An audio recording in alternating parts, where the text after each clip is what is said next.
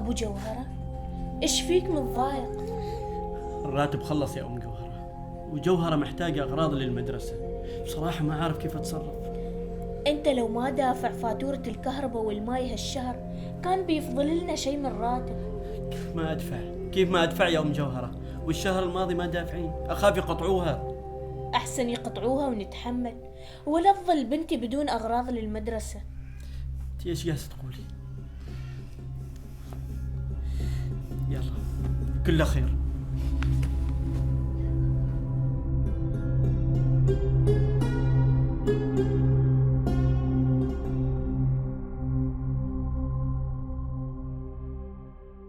اهلا جماعة الخير، عندي مفاجأة، تبرعات اليوم. الحين شوفوا طريقة التبرع.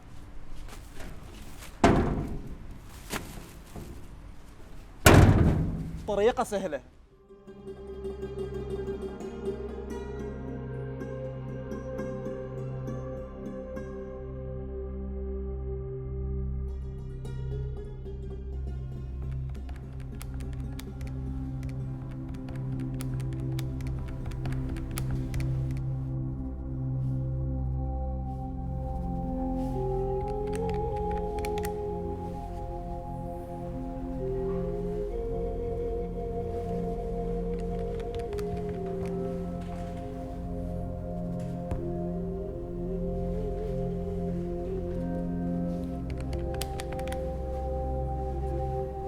السلام عليكم أستاذ سعيد. وعليكم السلام ورحمة الله وبركاته. تفضل.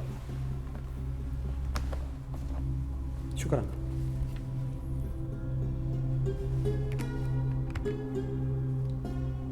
خير أبو جوهر، إيش عندك؟ خير فوق هيك. بصراحة أستاذ سعيد بغيت أتكلم معك في موضوع. خير إن شاء الله، تفضل اسرح. إن شاء الله.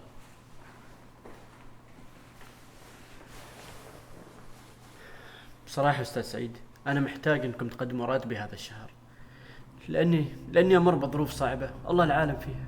يا أبو جوهرة، هذا ما أول مرة نقدم لك راتبك، وتعرف إحنا نداوم في شركة، وهذا الشيء ترى ممنوع. دائما تجيني على هذا الموال، قدم لي راتبي، ما يصير.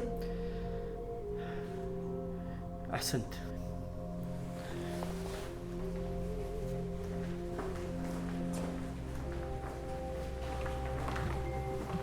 خير يا أبو جوهرة، أشوفك متضايق. علي أرجوك خليني في حالي.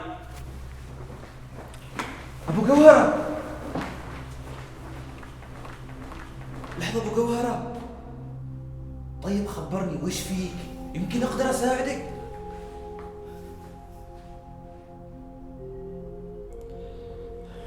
تعرف يا علي المدارس على الأبواب وظروف المادية صعبة. المدير ما رضى أنه يقدم راتبي هذا الشهر. ولا يهمك يا أبو جوهرة، الصديق وقت الضيق وأنت أخوي. ما أريد أكلف على حد يا علي، ما أريد أكلف عليكم. ولا يهمك أخوي أبو جوهرة، ما طلبت شيء، هذه 100 ريال خذهن وتشري حال أولادك، وهذه أنا أريد أصور معك سيلفي، ممكن؟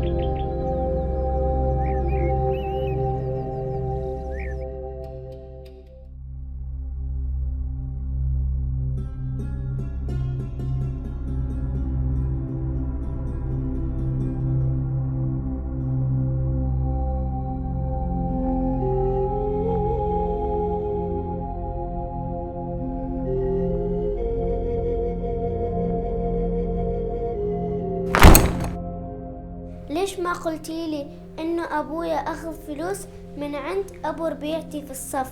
أبوش أخذ فلوس من عند أبو ربيعتش؟ من قالش؟ شاف الفيديو المنتشر عن أبوي يوم ياخذ فلوس من عند أبو ربيعتي في الصف. لا حول ولا قوة إلا بالله. إنزين من صوره وليش؟ سألي هو اللي يعرف. خير يا جوهرة، ايش اللي يعرفه؟ جوهرة، ايش اللي صاير؟ تعالي قيس وأنا بفهمك.